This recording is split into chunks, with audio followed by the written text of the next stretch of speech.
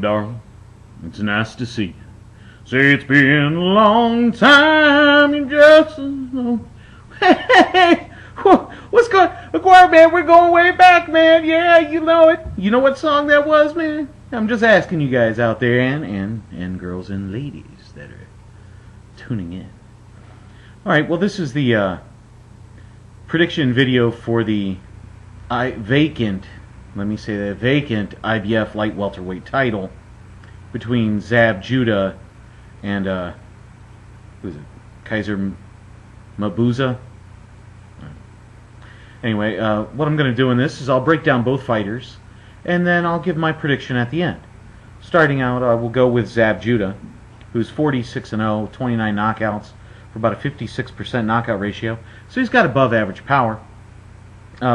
He's more known for his losses, like his loss to Mayweather, where he was kind of doing good, then he had the meltdown, and all that, stuff that happened to Baltimore.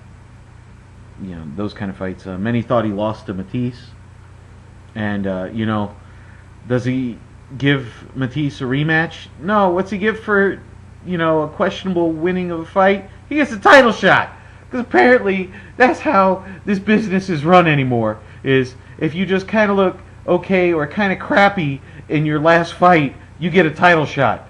Shea Mosley out there, anybody? You know what I'm saying? It's like if you look bad, you're gonna get a title shot.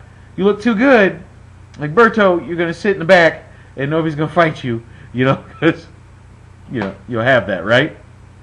Anyway, and also some of you noticed that I had it like switched around. Well, I do that all the time. I change things in these videos. I set certain things up, and see if people notice. And apparently, when I did the mirror image, you finally noticed that the ringside was backward and stuff. Probably shouldn't have said that because I don't have a copyright thing for it. I mean, I own it, but they kind of own themselves. And I'm not promoting them. It's like the only big boxing thing I have other than gloves.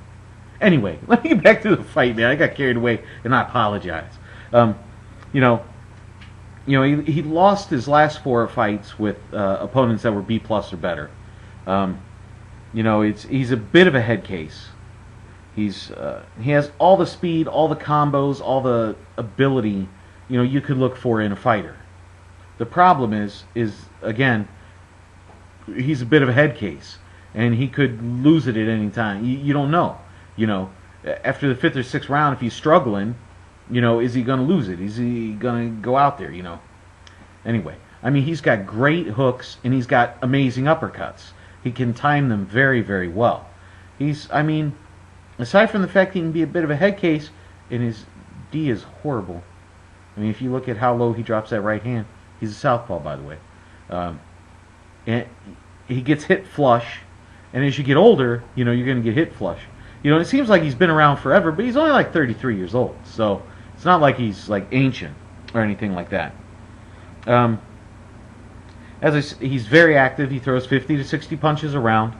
The combos, lead lefts, and again, that stamina kind of comes into question. What Zab Judah is going to show up for this fight? Is it going to be the solid one that, if he holds it together, can really beat like B+, even A fighters? I mean, this is a former world champ, so and I know after just saying that stuff about the belts, and then I come up and throw the belt thing. Anyway, he's like a legit guy. Like, if he really could put it all together again, maybe he could reach the top again. Maybe. But like I said, he's got the speed, he's got the ability, but you got to have the mind too. So we'll see how it goes.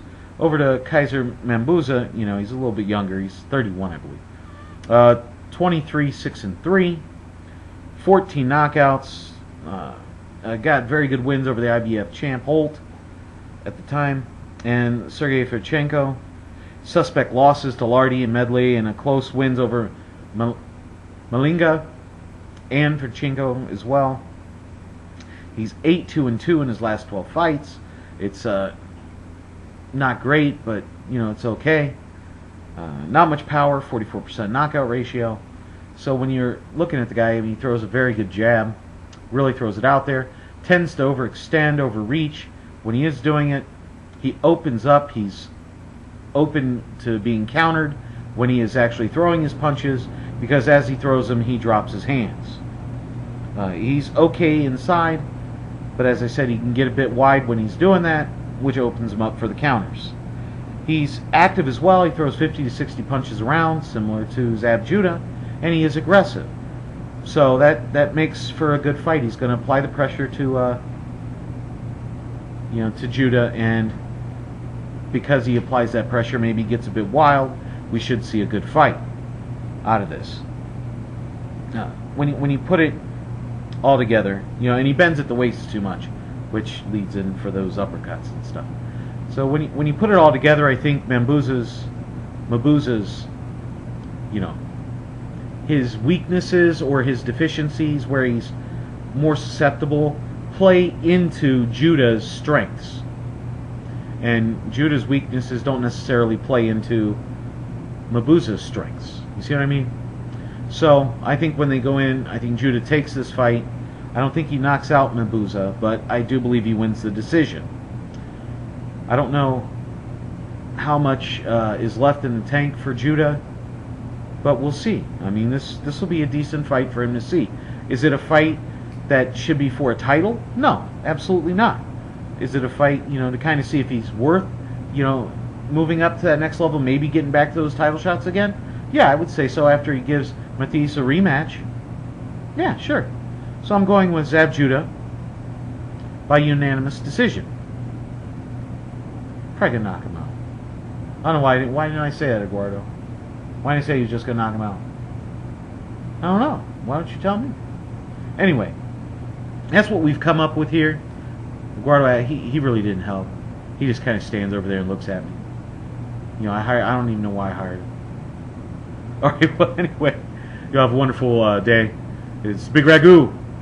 Please comment, rate, subscribe, alright? I'm out!